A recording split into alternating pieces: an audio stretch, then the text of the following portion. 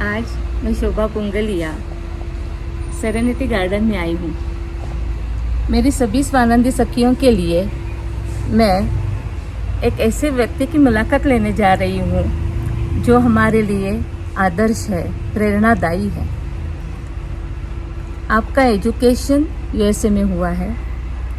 काफ़ी साल वहाँ रहने के बाद वो इंडिया में आए। इंडिया में एशिया के कामयाब इंडस्ट्रियलिस्ट बने। उसके बावजूद भी उन्होंने 45 साल की उम्र में अध्यात्म का मार्ग चुना है। उनको देश विदेश में बहुत पुरस्कार प्राप्त हुए हैं।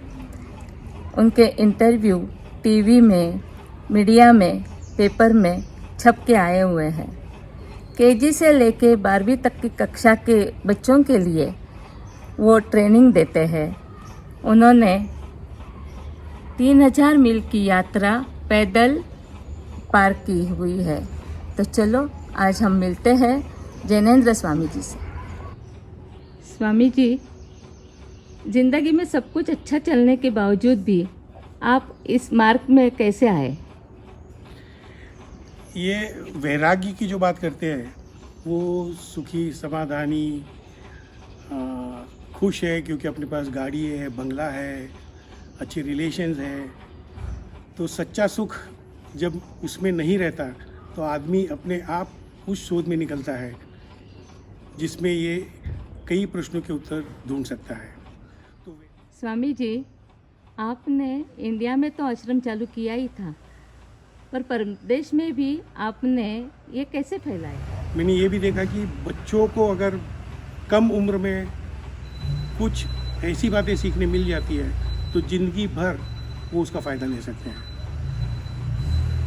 उस हिसाब से मैंने एक ऑर्गेनाइजेशन सेटअप किया अमेरिका में, सेंटर फॉर सस्टेनेबल हैप्पीनेस, जो इसका ओरिजिनल सेंटर विस्कॉन्सिन मेडिसिन में था, और जहाँ पर मैंने 3 स्कूल डिस्ट्रिक्ट्स में अपने प्रोग्राम को फैलाया।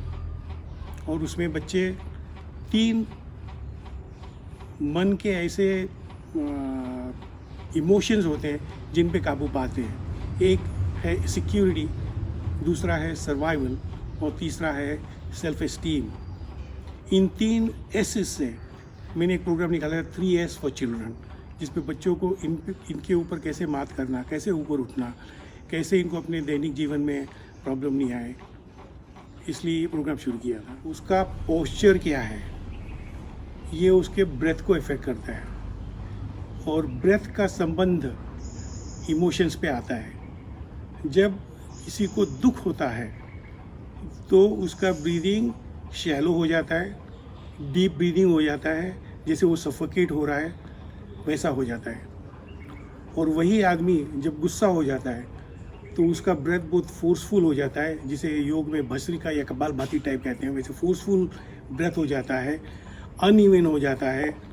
तो ब्रेथ का और मन का संबंध ये योग में भी लोग समझा के नहीं बताते हैं। और मैंने इसके ऊपर रिसर्च करने के बाद ब्रीदिंग को कैसे बदला जाए, और ये निकाला कि जो आदमी अपने ब्रीदिंग को बदल सकता है वो अपने मूड को बदल सकता है, और ये प्रूव करके इस प्रकार का ट्रेनिंग प्रोग्राम बनाया था। स्वामी जी, बहुत बार हम निगेटिव सोचते हैं, निगेटिविटी में रहते हैं, तो वो निगेटिविटी पॉजिटिविटी में कैसे बदला जाए?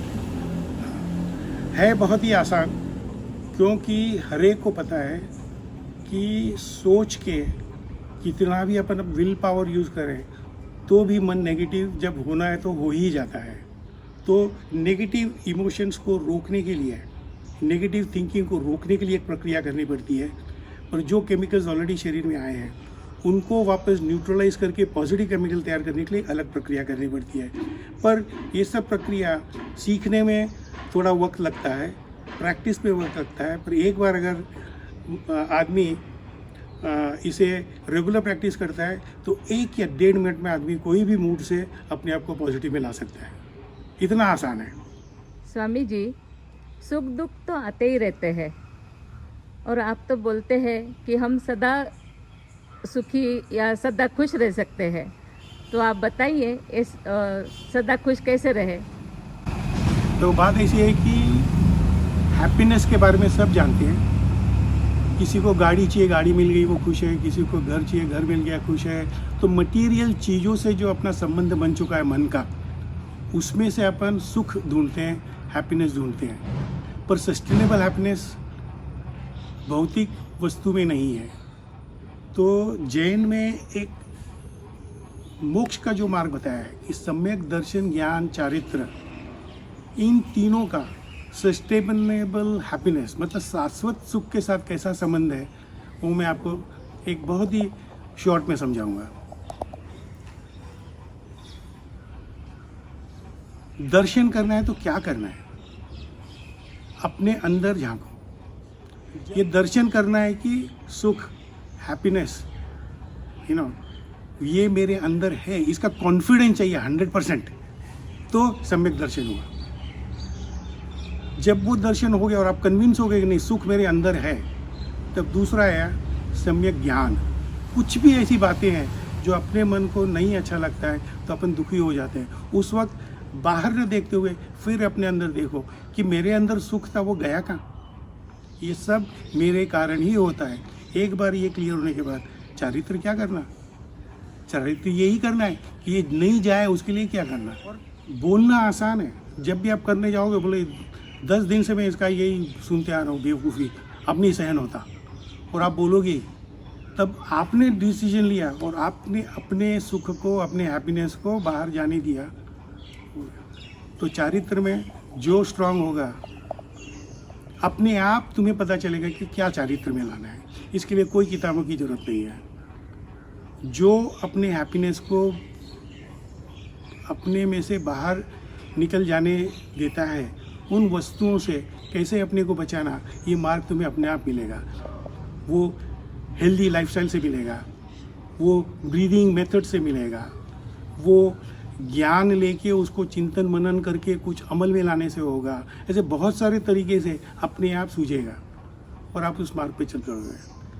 तो sustainable happiness is not a choice, sustainable happiness is a necessity. Swami ji, आपने अब तक जो बताया है वो ज़िंदगी में उतारने के लिए इतना आसान नहीं है। आपने तो बहुत आसानी से बता दिया है, पर हम सोचते हैं कि आपसे कुछ ट्रेनिंग ज़रूर लें ताकि हम लोगों को ज़िंदगी में बहुत फ़ायदा हो जाए। Thank you very much.